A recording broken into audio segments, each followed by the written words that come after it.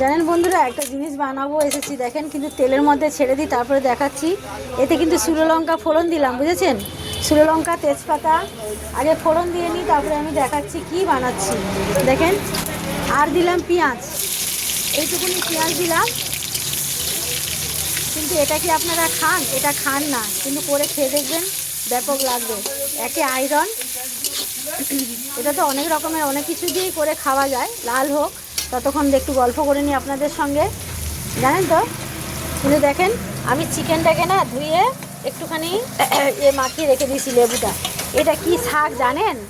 অনেকেই জানেন, এটা কিন্তু বেতে শাক। আর এটা আমি গোটা গোটাই নিয়েছি, খালি ওই ইয়েটা বাদ দিয়ে কাটিনি, গোটা গোটাই নিয়ে ধুয়ে নিয়েছি সুন্দর করে, বেশ সুন্দর পরিষ্কার করে।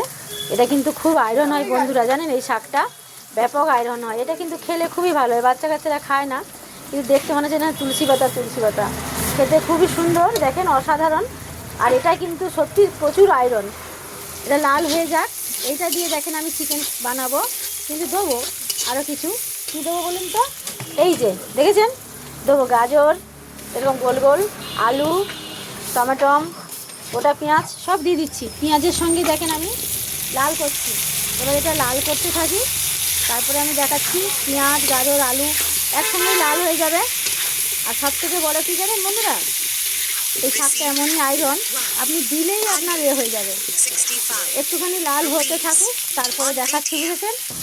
আচ্ছা দেখুন, আমি অল্প মরিচ গুঁড়ো ব্যবহার করলাম, লং হয়ে যায় বন্ধুরা। একটু জিরে গুঁড়ো দিলাম, হলুদ দিলাম।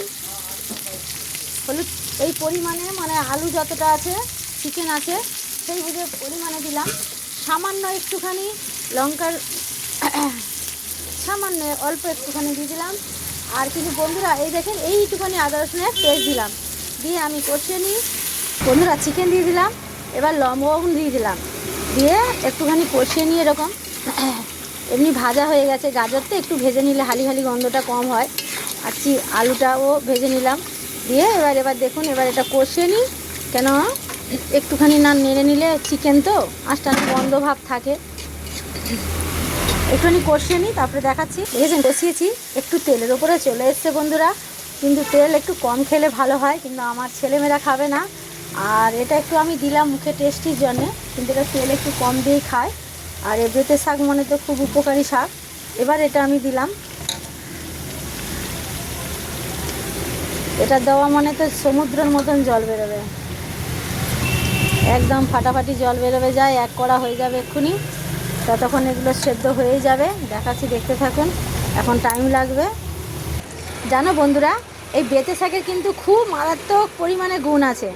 হ্যাঁ, এটা তো পাওয়া যায় না, সবে উঠেছে। কী দাম আমাদের এইখানে জানো, 70 টাকা কিলো নিল এই বেতে শাকের। কী আছে বলো এই শাকের? শাকে কিন্তু কিছুই নেই। যা বলবে শাকটায় আয়রন আছে, খাবার খুবই উপকার, খুবই, সব শাকের থেকেই নাকি খুব উপকার। তা শুনেছি দিদিমার মুখে, মায়ের মুখে, তা আমি তাই জন্যই করলাম। এবার এই জন্যেই এখন সবে নতুন নতুন উঠেছে বলে তাই কিন্তু এত বড় দিয়েছি। হ্যাঁ, কেটেও দিতে পারেন আপনারা, কেটে না দিলেও হবে। এটা যেহেতু সবাই খাবে বলে এরকম করেছি, যাতে কেউ বুঝতে না পারে যে আমি এটা বেতে শাক দিয়ে করেছি। তবেই তো কাস্টমারদের সারপ্রাইজ দেবো, যে আমি খাওয়ানোর সময় বলি বলো তো কী আছে এটা।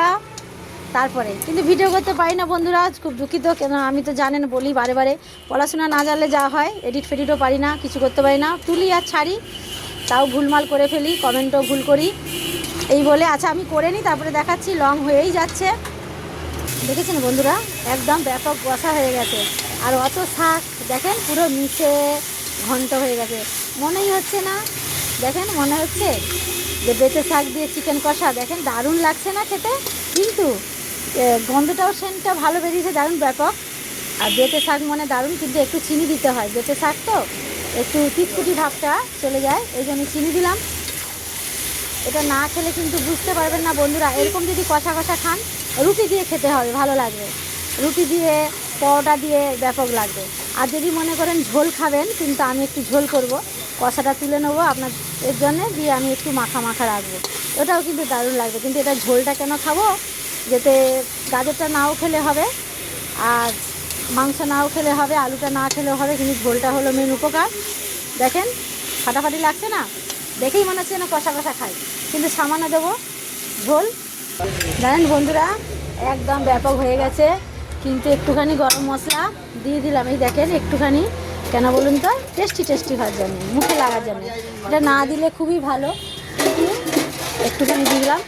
একদম দুর্দান্ত আমার কিন্তু রেডি, জানেন তো, ফাটাফাটি। আমি কিন্তু ছেলেমেয়েদের বলবো না যেটা কী শাক, বলো পালং শাক দিয়ে চিকেন করেছি, খেয়ে নেবে, কিন্তু বেঁটে শাক বললেই খাবে না। সবাইকে টাটা, সবাই ভালো থাকেন, সুস্থ থাকেন, সঙ্গে থাকেন। আর এই রেসিপি করে খেয়ে বাচ্চাদের খাবার, আপনারাও খান, ভালো থাকবেন, এই বলে শেষ করে দিলাম।